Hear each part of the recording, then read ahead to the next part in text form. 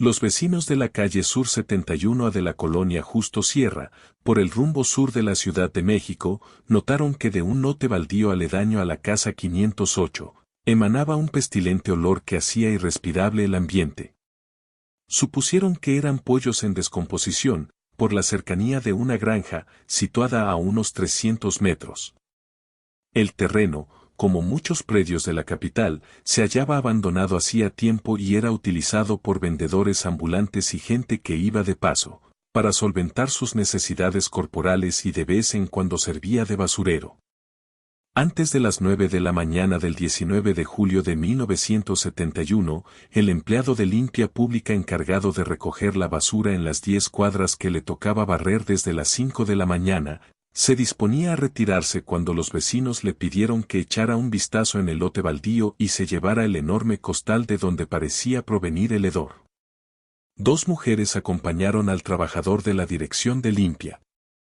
Entró en el terreno con las dos mujeres que abrieron sus bolsos para dar un par de pesos al barrendero. En eso estaban, cuando una fuerte corriente de aire putrefacto penetró en sus narices haciéndolos retroceder. El trabajador, empuñando su escoba y tapándose la nariz con un pañuelo, se acercó hasta el costal pestilente, mientras las dos amas de casa observaban la escena desde la entrada del lote baldío. Acostumbrado a los malos olores, desprovisto de careta y guantes protectores o mascarilla, el barrendero tocó con sus manos el costal de más de 1 metro de largo y 60 centímetros de ancho, en el que se leía a un lado, con azupo: maíz y frijol. Capacidad, 90 kilogramos. Esperaba tocar un pico o unas patas de pollo, pero nada de eso ocurrió. Al intentar abrir el costal que estaba cosido por los 4 costados, el hedor se recrudeció. No pudo ver lo que contenía, solo sintió que algo raro estaba ahí dentro y, presuroso, salió del terreno. Les dijo a las mujeres que llamaría a la policía porque algo andaba mal y así lo hizo. Cubiertos con bufandas, los policías preventivos placas 8235 y 4471 procedieron a descoser el costal del que brotaron moscas verdes. La filosa navaja de uno de los uniformados entró sin dificultad en la tela del costal, que se aflojó dejando salir un pie humano protegido con un calcetín azul. Sorprendidos por el contenido del costal, pensaron que lo mejor era comunicar todo a sus superiores, quienes encabezados por el subdirector de Policía y Tránsito, el general Raúl Mendiolea Cerecedo, arribaron antes que los agentes judiciales al lugar de los hechos. 2 piernas separadas del tronco decapitado fue el macabro hallazgo.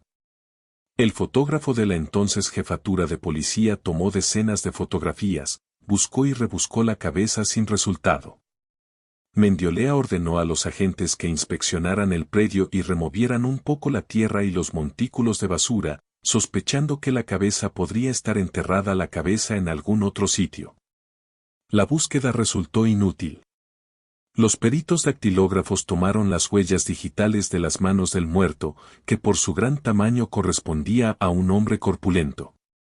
Introdujeron los restos en bolsas de polietileno y lo trasladaron en una ambulancia de la Cruz Verde al servicio médico forense.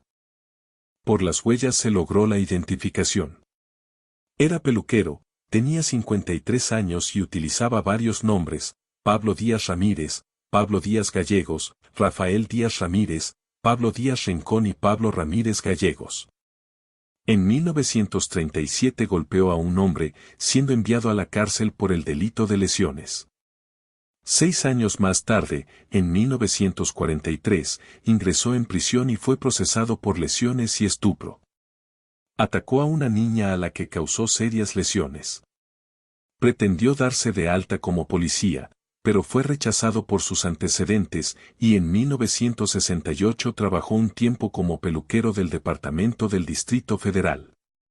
La media filiación de Pablo Díaz Ramírez, que aparecía en los archivos, precisaba que era un tipo atlético, 1,80 de estatura, moreno claro, semicalvo, tipo mongol, facciones duras y toscas, con estudios hasta tercero de primaria, abstemio, no fumador y gran aficionado al boxeo y a la lucha libre. Los peritos dictaminaron que había sido asesinado con una cegueta, un hacha y un cuchillo. De acuerdo con los exámenes practicados, dedujeron que las piernas le fueron desprendidas del resto del cuerpo cuando aún estaba vivo.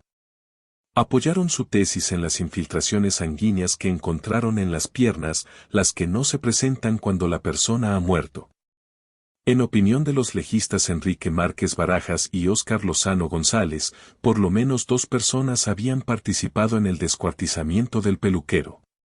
Es la primera vez que veo un asesinato como este, dijo uno de los peritos. Los judíos y aztecas los practicaban para castigar el homicidio, el robo y el adulterio. Y qué paciencia de los verdugos para cerrarles las piernas. Contando con el archivo más completo en cuanto a delincuentes, los agentes de la División de Investigaciones acudieron a la calle de República número 1, en la colonia Portales, en busca de la familia del occiso. El peluquero, en su ingreso por lesiones en 1937, había informado que ese era su domicilio. En este sitio los vecinos les indicaron que Pablo se había mudado 6 meses antes y que, al parecer, su esposa era una mujer que expendía tamales, un alimento hecho de masa cocida con trozos de carne y verdura, envuelto en hojas de plátano o de maíz, en la vía pública. Los agentes indagaron que la mujer del peluquero respondía al nombre de María Trinidad Ruiz Mares y vendía su mercancía frente a la panadería La Tapatía en la esquina de Ermita Iztapalapa y Emiliano Zapata, en la colonia Portales, y que vivía en la calle de Pirineos número 15. Hasta este lugar, una casa semiderruida situada en una calle con poco tránsito y repleta de niños que jugaban con su mochila bajo el brazo para ir a la escuela, arribaron los agentes Gonzalo Valderas Castelar, Juan Ayala Ángeles y José Cabrera, dirigidos por el mayor Jesús Gracia Jiménez. En el interior se hallaba una mujer de pie junto a una mesa de madera, planchando ropa. Al toquido de los agentes, ésta salió. ¿Qué se les ofrece?, preguntó secamente, sin mirarlos. ¿Es usted Trinidad, la esposa del peluquero Pablo Díaz Ramírez? Sí, señor. ¿Dónde se encuentra él? Trinidad palideció. Tenía 45 años, morena y usaba gruesas trenzas largas, era una india otomí. Con su voz cortante, seca, nerviosa, les dijo, no sé, se fue a trabajar desde el sábado y no ha regresado. ¿Tiene idea de dónde lo podemos localizar? No, señor, con frecuencia deja de venir a la casa. Tal vez no dilate. Los investigadores se miraron entre sí. No sabían si debían comunicarle a Trinidad la infausta noticia ni cómo podría reaccionar. Pero por la rigidez y frialdad de la tamalera, supusieron que estaba en condiciones de soportar la información. Señora, su esposo está muerto. Trinidad no se movió, no masculló palabra ni se inmutó. Cerró los ojos, sus párpados y sus labios temblaron. El rictus de su boca fue más notorio. Los policías esperaban que la mujer estallara en llanto, se conmoviera o se pusiera histérica al saber lo ocurrido. Todo lo contrario, permaneció impasible, indiferente y sus ojos brillaron de pronto. Como declaró después un agente, malignamente, reflejando un rencor de siglos. Intuyendo que Trinidad tenía conocimiento del suceso, el agente Gonzalo Valderas le dijo, acompáñenos a la jefatura de policía. Trinidad guardó silencio, no preguntó a los investigadores por qué debía ir a ese lugar. Sumamente nerviosa pidió permiso para ponerse un suéter, ya que el viento comenzaba a soplar. Se despidió de su hija que, recostada en la cama, leía un cuento y se disponía a apagar el radio, que anunciaba el fin de la novela Los huérfanos por la estación XCW. La niña se asustó al conocer la muerte de su padrastro, y se preocupó sobremanera al ver que su progenitora era conducida a la jefatura. En la oficina del comandante Godínez, la tamalera fue interrogada. Cuéntenos si su esposo tenía enemigos. Sí, señor. En las últimas semanas lo noté bastante nervioso. Me dijo que en 3 ocasiones lo habían detenido por vender marihuana, y cuando se quiso retirar del negocio lo amenazaron. ¿Sabe los nombres de esos hombres? No, señor, me dijo que los citaban en la Arena Coliseo durante las luchas. Pablo era muy aficionado. ¿Tenía usted pleitos frecuentes con él, señora? Trinidad enmudeció por unos momentos. Pensó lo que iba a decir y con voz entrecortada repuso, sí, señor. Sabe, Pablo fue mi segundo esposo. Me separé del primero porque me engañaba en mi propia casa. Conocí a Pablo en la peluquería donde trabajaba, en la calle Emiliano Zapata, cerquita de donde vendía yo los tamales. En una ocasión que llevé a mis hijos a pelar, Guillermo, Reina y Mario, de 6, 10 y 11 años, me dijo que le buscara a alguien para que le lavara su ropa y las filipinas del negocio. Relató Trinidad que durante un tiempo le lavó la ropa, que iba a dejarle cada semana el peluquero hasta Pirineos 15, y de estas frecuentes visitas nació entre ellos una estrecha amistad, hasta que se fueron a vivir juntos. ¿La aceptó con sus 3 hijos? Sí, señor. Hasta ese momento, los agentes pretendían saber algo más sobre el peluquero. Sospechaban que había sido asesinado por cuestiones sentimentales y su intención era aclarar esta situación. Le pregunté si sostenía frecuentes riñas con él, señora. Trinidad se puso más nerviosa. Era originaria de Tequisquiac, Estado de México, un paupérrimo caserío por donde circulaba un canal de aguas negras. Contestó que a menudo peleaba con el peluquero. Indicó a los investigadores que Pablo no quería a los niños y por cualquier cosa les pegaba con lo que tuviera a la mano. Dijo la tamalera que en la última discusión que tuvieron, el sábado, 17 de julio, el peluquero le manifestó que se separaría y se iría con otra mujer. Eso me dio mucho coraje. Después de que casi no trabajaba y se pasaba el día en casa acostado, me quitaba los 120 pesos que ganaba diariamente con la venta de los tamales y solo me dejaba 15 pesos para el gasto. Por las noches se iba al cine, al box o a las luchas, y además les pegaba a mis hijos, me dio mucho coraje. ¿Por eso lo asesinó? La mujer no dudó más. Miró al policía y respondió, sí, señor, por eso lo maté. Lo merecía. Cuéntenos cómo sucedió todo, terció el mayor Gracia. Un poco más tranquila, Trinidad narró que el sábado los niños estuvieron brincando sobre la cama y ensuciaron la ropa limpia, lo que molestó a Pablo, quien tomando un palo los golpeó salvajemente, dejándoles huellas en todo el cuerpo. Además los mandó a dormir sin cenar. Eso me dio mucho coraje. Le reclamé el por qué no me dio a mí la queja y me dijo, ya estoy fastidiado de estos escuincles latosos. Lárgate con ellos. Me conseguiré otra mujer y nos separaremos. Trinidad le pidió un hacha prestada a la dueña de la vecindad donde vivía, María Teresa Rueda. Agregó la tamalera que Pablo estaba en calzoncillos, cenó y se puso a ver la televisión. Transmitían el boxeo. Indicó a los investigadores que se acordó de la golpiza propinada a sus hijos y, al verlo medio dormido, sacó un bate que tenía guardado y le asestó un golpe en la cabeza. Oí que se quejaba, como que roncaba, pero ya no se pudo mover. A continuación le di otro golpe en la cabeza y quedó como muerto. Yo estaba como loca. Le di otro pensando que ya estaba muerto. Al verlo sobre la cama me dio miedo y pensé en desaparecer el cuerpo. Recordé que tenía un costal grande de la Conasupo y traté de meterlo allí, pero no pude. Cogí entonces el hacha que me había prestado un día antes la dueña de la casa para partir la leña y comencé a cortarle las piernas. Él se seguía quejando. ¿Quién la ayudó? Nadie, señor, yo sola hice todo. Nadie me ayudó. ¿Qué hizo después? Luego quise meter al costal el cuerpo y me fijé que la cabeza no cabía, por eso también se la corté. Cosí el saco con istle.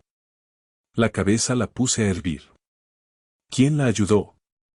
Nadie, señor, nadie. Esa es la verdad. ¿En qué tiempo hizo todo esto? No sé, señor, tal vez en 2 horas, no sé muy bien. En su declaración a la policía, la tamalera les dijo que tenía 2 hijos mayores de edad, María Elena, casada con Mario Reséndiz Pacheco, y Pedro Martínez Ramírez, de 17 años, ex carnicero y de oficio carpintero. Luego de escuchar la breve confesión de Trinidad, el jefe policíaco ordenó de inmediato la detención de los dos muchachos que, horas más tarde, fueron presentados en la jefatura. Conducidos a la oficina del comandante, mirándolos fijamente a los ojos les inquirió: «Jóvenes, estamos investigando un homicidio, les suplico se conduzcan con verdad». A continuación ordenó el comandante que Mario permaneciera afuera mientras era interrogado el hijo de la acusada. Negó haber participado en el descuartizamiento de su padrastro y afirmó no haberse dado cuenta de cómo y cuándo sucedieron los hechos. El yerno de la ex vendedora de tamales también rechazó los cargos y sostuvo que cuando ocurrió el crimen, él se encontraba en otro lugar, situación que podía demostrar plenamente. La policía interrogó más estrechamente a Trinidad, a la que presionaron diciéndole que si confesaba y delataba a sus cómplices, el juez le impondría unos 20 años de cárcel, de lo contrario le podría aplicar la pena máxima que regía en la Ciudad de México, 40 años de encierro. La tamalera no se dejó intimidar. Ante los periodistas, repetía sin cesar: «Yo soy la única responsable. Que me castiguen con 40 años o los que sean. Mi hijo y mi yerno nada tienen que ver en esto». Los detectives del servicio secreto dijeron a los periodistas que Pedro, el hijo mayor de la tamalera, había confesado haber asesinado a un hombre en Chalco, Estado de México, y que en distintas ocasiones amenazó al peluquero con matarlo y decapitarlo. Por su parte, al ser interrogado por los reporteros policíacos, el muchacho dijo haber sido torturado para confesar su intervención en el truculento homicidio. La policía amenazó a la tamalera diciéndole que su hijo Pedro había ya confesado su participación en el descuartizamiento y que le esperaban 40 años de cárcel, pero ella lo podía ayudar si confesaba su contribución en la mutilación del peluquero. Trinidad, indiferente, repetía que nadie la había ayudado y que ella solo respondería ante la justicia. Ante esta contundente declaración, el yerno y el hijo fueron puestos en libertad. El quebrantado cadáver de Pablo Díaz Ramírez aún estaba en el servicio médico forense. Los peritos médicos deseaban vehementemente rendir un informe sobre la muerte del peluquero y su descuartizamiento, que eran comentados en todo el país. El doctor Fernández Pérez, jefe del laboratorio de la Procuraduría de Justicia del Distrito Federal, rechazaba la afirmación de que Trinidad había consumado por su propia mano el descuartizamiento, invirtiendo solamente 2 horas en realizar su macabra tarea. «Miente esa mujer», comentó el criminalista al procurador Sergio García Ramírez. El interrogatorio a Trinidad seguía: «¿Qué hizo después de descuartizarlo?», le preguntaron. Trinidad declaró que lavó muy bien la sangre que se derramó del cuerpo de Pablo. Escondió su ropa bajo el colchón de la cama, limpió cuidadosamente el hacha y el cuchillo que utilizó. Depositó la cabeza en un bote alcoholero con capacidad para 20 litros y la hirvió. Guardó en el costal el resto del cuerpo, ocultándolo debajo de la cama para que no lo vieran sus hijos y su yerno. Tratando de aprovechar el cuerpo, le arrancó trozos de carne de las piernas. Utilizó esa carne como relleno de los tamales que vendió en los días siguientes, ahorrando así un poco de dinero. Mucha gente comió la carne humana sin saberlo. Cuando se supo este detalle, comenzó a circular en México un chiste, en el cual se afirmaba que Trinidad vendía tamales en los cuales los clientes podían encontrarse un dedo, pero aunque muchos tomaron el chiste por cierto, este detalle no era verdad. Una mujer, que se negó a proporcionar su nombre a los periodistas, se presentó en el servicio médico forense a reclamar el cuerpo del peluquero y sus pertenencias. 2 compadres suyos testificaron que, efectivamente, se trataba de Pablo Ramírez, al que calificaron como un hombre taciturno, no adicto al alcohol y tranquilo. Sus anteriores ingresos a prisión señalaban exactamente lo contrario. Empero, su pasión era la lucha libre. No se perdía ningún combate de sus preferidos, los hermanos Sadou, de los que lamentó su separación en 1963. Mil Máscaras y René Guajardo, de los que decía ser amigo, eran también sus predilectos. Trasladada le aseguró a la policía que su marido tenía otra mujer, con la que se gastaba el dinero que, con sacrificios, ganaba ella en la venta de tamales, de los que vendía poco más de 200 diariamente. Relató que entre sus clientes había un hombre llamado Agustín, que se comportaba muy cortésmente. Dijo la tamalera que en 3 ocasiones el hombre le ofreció matrimonio, pero que ella lo rechazó. Cuando los inspectores o los policías se acercaban para pedirme su mordida, él me defendía y les pagaba 1 o 2 pesos. Se portaba bondadoso conmigo. Tal vez con él me hubiera ido mejor. 2 agentes fueron comisionados para realizar una inspección en la casa de Trinidad. Allí encontraron la cabeza. Pese a que la mujer negó haber estrangulado a su marido, la policía aseguró que así lo hizo, porque el cuerpo tenía signos claros de asfixia. Trinidad fue consignada ante el juez 12, Eduardo Neri Acevedo, e internada en la cárcel de mujeres, en el kilómetro 16. 5 de la carretera a Puebla, en Iztapalapa. Los delitos por los que la tamalera fue consignada, fueron homicidio calificado, inhumación clandestina y profanación de cadáver. Al día siguiente de su arribo a la cárcel, el jueves 29 de julio de 1971, rindió su declaración ante el juez. Dijo estar arrepentida y en todo momento alegó que mató a su marido por el maltrato que le daba a sus hijos. El fiscal, Raúl Muñoz Landeros, le preguntó si su intención era asesinarlo y desaparecer el cadáver o simplemente privarlo de la vida. Deseaba matarlo, pero después no sabía qué hacer con el cuerpo y me dio miedo. Por eso le corté las piernas y la cabeza para que cupiera en el costal y el lunes a las 5 de la mañana lo llevé hasta afuera, lo subí al carrito que utilizo para vender los tamales y caminé hasta la colonia Justo Sierra, llegando a un lote baldío donde lo dejé. ¿Nadie la vio en el trayecto? Se cruzaron en mi camino algunas señoras que iban a comprar leche a un expendio de la Conasupo, pero ninguna se me hizo conocida. El sábado, 31 de julio se le decretó la formal prisión y se le designó un defensor de oficio para defenderla. En sus conclusiones, el abogado Ángel Lima Morales pidió al juez aplicara la pena mínima a su defendida. Por su parte, el fiscal solicitó se le condenara por homicidio con todas las agravantes. El juez no tuvo problema al dictar su resolución. El juicio duró casi 2 años. Al dictar sentencia, el juez la condenó a 40 años de prisión como responsable de homicidio cometido con premeditación, alevosía, ventaja y traición, así como por inhumación clandestina y profanación de cadáver. Trinidad no se inmutó al escuchar la condena de labios del licenciado Ponce de León. Apeló ante los magistrados del Tribunal Superior de Justicia y tras un año de estudiar el expediente, le confirmaron la sentencia.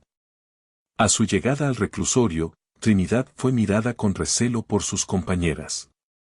Aún a las más desalmadas les parecía anormal el hecho de asesinar a un individuo, quitarle las piernas a un vivo, cortarle la cabeza, arrojar el cuerpo a un terreno baldío después de mantenerlo escondido más de 24 horas, usar su carne para rellenar sus tamales y venderlos en la vía pública como si nada hubiera pasado. Las autoridades de la prisión supusieron que Trinidad debía estar trastornada de sus facultades mentales. Su penetrante introversión y su dureza al hablar denotaban ciertas perturbaciones, por lo que fue recluida con las internas consideradas como dementes. Por instrucciones del procurador García Ramírez, los hijos de Trinidad fueron enviados a una casa de protección, para arreglar con posterioridad la conveniencia de que pudieran ser albergados en la guardería que funcionaba como anexo en la citada prisión. En un oscuro calabozo, insalubre y falto de aire, quedó Trinidad. Los peritos médicos que la examinaron habían determinado que estaba sana mentalmente y que el crimen lo había cometido en un instante de coraje maternal. Ante la denuncia del periódico La Prensa, las autoridades ordenaron que la tamalera fuera sacada del insalubre calabozo y que compartiera la prisión con el resto de las demás reclusas. Sentenciada a una larga condena, se acentuó su introversión. Con nadie hablaba y no quería comer. Se dedicaba a bordar y a fabricar flores artificiales y no tenía amigas. Tras su muerte en prisión, su leyenda creció y se convirtió en parte del imaginario macabro de la Ciudad de México. A veces se confundía su historia con la de las Poquianchis, diciendo que ellas vendían tamales de carne humana. Pero fue Trinidad Ruiz Mares la dueña de tan dudoso honor.